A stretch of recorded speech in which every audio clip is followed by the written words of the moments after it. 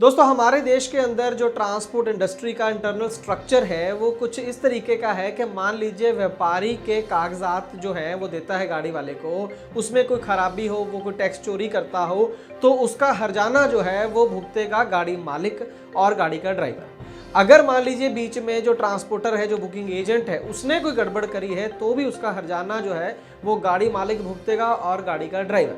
और अगर मान लीजिए गाड़ी मालिक की ही गलती है तो उसका खामियाजा जरूर भुगतेगा गाड़ी का ड्राइवर।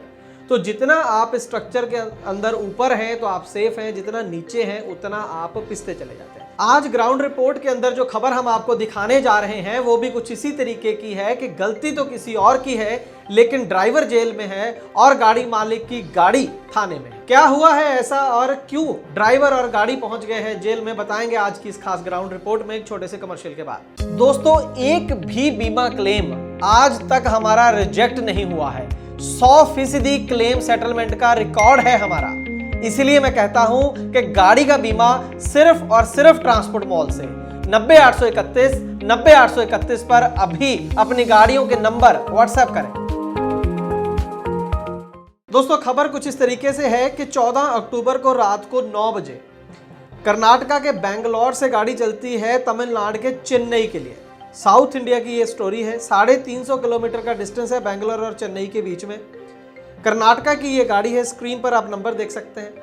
गाड़ी मालिक का नाम है विकास और ड्राइवर का नाम है अनिल और ये गाड़ी है बोलेरो पिकअप 2018 मॉडल ये गाड़ी है।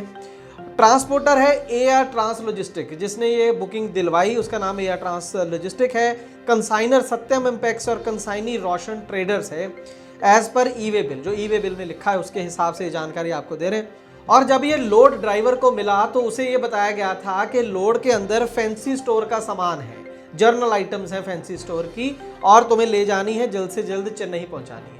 ड्राइवर ने ईवे बिल देखा, उसके ऊपर उसी की गाड़ी का नंबर था, उसने ईवे बिल पकड़ा, माल जो था गाड़ी के अंदर लोड करवाया और वहां से चल दिया 14 अक्टूबर को। अगले ही दिन 15 अक्टूबर को तमिलनाडु के अंदर ही पालीकोंडा टोल प्लाजा है अंबूर विल्लोर रोड पर, वहां पर इसकी गाड़ी को रोका जाता है। जो टैक्स ऑफिशियल्स होते हैं वो रोकते हैं और कहते हैं कि जो सामान है उसकी हमें चेकिंग करनी है। जब सामान की चेकिंग की जाती है तो उसके अंदर से 50 ऐसे बॉक्स मिलते हैं, 50 ऐसे डिब्बे मिलते हैं जिनके अंदर टोबैको प्रोडक्ट्स थे, तंबाकू के उत्पाद थे उन डब्बों के अंदर। जबकि ड्राइवर को तो ये था कि उसके अंदर फैंसी स्टोर का कुछ सामान है। जैसे ही ये सामान पकड़ा गया उसके बाद सामान तो जब्त हुआ ही, गाड़ी को भी जब्त कर लिया गया। एफआईआर दर्ज हो गई, स्क्रीन पर आप नंबर देख सकते हैं। पालीकोंडा पुलिस स्टेशन के अंदर अंडर सेक्शन 7 सबसेक्शन 5 और 20 subsection 2 of cigarette and other tobacco products act 2003 और आईपीसी की धारा 328 के तहत ये एफआईआर दर्ज कर ली गई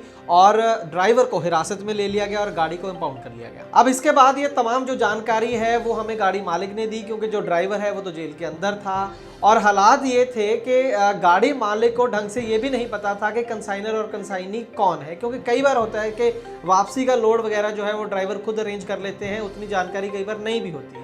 खैर जब पता लगा गाड़ी मालिक को कि इस तरीके से मेरी गाड़ी पकड़ी गई है तो उसने पूरी जांच पड़ताल की, चेक किया कि क्या हुआ, क्या कहाँ से ये गाड़ी शुरू हुई थी, कहाँ जानी थी और ट्रांसपोर्टर कौन था। जब सारी चीज़ें पता लगी उसको तो उसने हमें बताया कि पहली बात तो ये कि शक इसलिए नहीं हुआ कि जो ट्रांसपोर्टर था उससे हमारा काफ़ी पुराना रिश्ता है, लगभग 4-5 साल से वो जानते हैं, लगातार उनसे लोड लेते हैं, इसलिए शक की कोई वजह नहीं थी और पहले कभी ऐसी कोई दिक्कत हुई नहीं है। और जो पैकिंग थी सामान की, अगर हम कहते हैं कि देखा क्यों नहीं भाई तुमने, तो उसका कहना था कि बहुत अच्छे से पैकिंग करी हुई थी, डबल पैकिंग करी हुई थी सामान की, तो पता नहीं चल रहा था।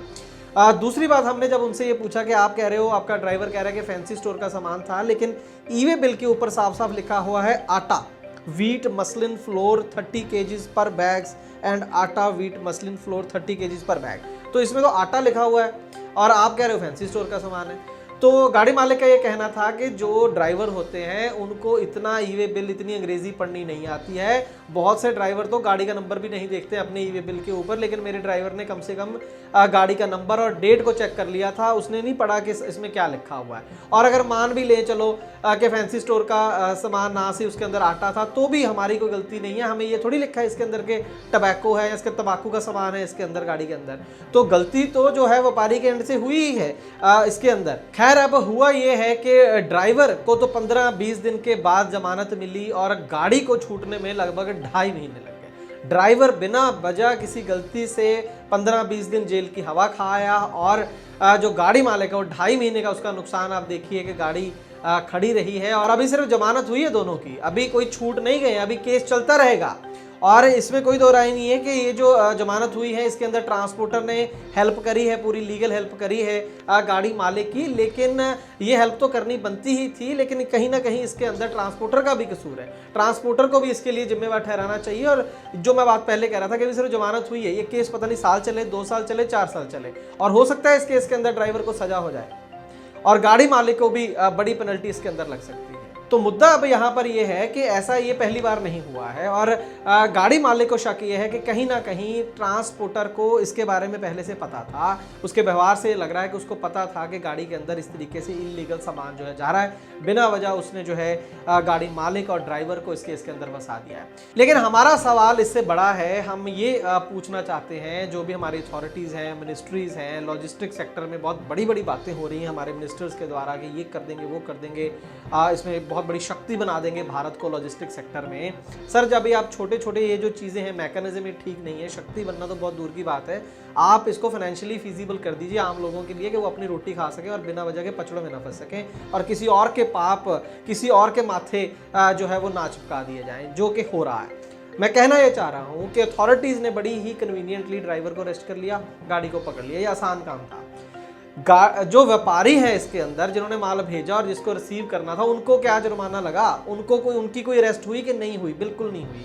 और अगर पुलिस ये कहे कि हमें क्या पता किस व्यापारी का था, तो बड़ी आसानी के साथ ई-वे बिल के अंदर जीएसटी नंबर लिखे रहते हैं। आप जीएसटी सबसे पहले तो ये बहुत, इवन हमारी एसोसिएशंस बार बार ये कह चुकी है कि ऐसे केसेस के अंदर गाड़ी मालिक को पकड़ने के बजाय आप व्यापारी को बहुत आसानी से पकड़ सकते हैं। कई बार मानते हैं कि नोटिस जारी होते हैं, व्यापारी नहीं आता है, मान ली बात, लेकिन अथॉरिटीज़ के पास ऐसी एक चीज़ है कि ऐसी इस तरीके से जो है गर्दन पकड़ी जा सकती है व्यापारी की कि वो दौड़ा आएगा आपके पास, वो है जीएसटी नंबर। इमीडिएटली आप जो है व्यापारी का ब्लॉक कर सकते हैं ऐसे केसेस के अंदर, और लाखों करोड़ों रुपए का जीएसटी इनपुट पड़ा रहता है उनके अकाउंट में। जब अकाउंट सील हो जाएगा तो व्यापारी कहीं नहीं भाग सकता, उसको आके वहां पर जवाबदेही देनी होगी कि वो सामान के अंदर टबैको प्रोडक्ट्स कैसे आए।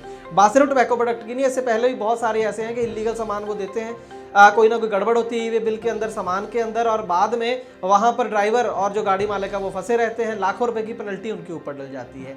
ये एक बहुत कॉमन चीज़ है, लेकिन सरकार की शायद हिम्मत नहीं है व्यापारियों के ऊपर ये शिकंजा कसने की। और दूसरी बात यह है कि गाड़ी मालिक फंस गया, ड्राइवर फंस गया, जैसे मैंने शुरू में कहा था, ट्रांसपोर्टर की क्या जिम्मेवारी है? सिर्फ जमानत कराना उसकी जिम्मेवारी है। अगर ट्रांसपोर्टर को इस केस के अंदर पता था कि उसके अंदर टबैको प्रोडक्ट जा रहे हैं, तो क्या उसके ऊपर कार्रवाई नहीं होनी चाहिए? अगर वो अरेस्ट नहीं उसको कर सकते, तो क्या उसके ऊपर पेनल्टी नहीं लगनी चाहिए? नहीं लगती है, इसी वजह से वो शरेआम जो है ऐसे काम करते हैं जिसके अंदर उनको पता है कि अगर कुछ फंस भी गए, अगर कुछ हो भी गया, तो गाड़ी मालिक फंसेगा या ड्राइवर फंसेगा, हमारा क्या जाता है। तो इस केस में तो ड्राइवर और जो गाड़ी मालिक है वो फंसे हैं ही, उनका नुकसान हुआ ही है और अभी होना है आगे चल के। लेकिन बात बड़ी कर रहे हैं हम, और एसोसिएशंस जो हमारी राष्ट्रीय स्तर की, उनको चाहिए कि इसका कोई निवारण करें। ऐसे जो कांड होते हैं उसके अंदर व्यापारी और ट्रांसपोर्टर की जो है लायबिलिटी तय होनी चाहिए। आप अगर हमारी बात से सहमत हैं तो कमेंट सेक्शन में जरूर बताइएगा। ट्रांसपोर्ट टीवी का काम अगर आपको अच्छा लगता है तो हमारे तमाम जो सोशल मीडिया हैंडल्स हैं, यूट्यूब, फेसबुक, ट्विटर, इंस्टा, सभी पर अपने इस चैनल को जरूर फॉलो करें। ट्रांसपोर्ट टीवी देखने के लिए बहुत बहुत शुक्रिया।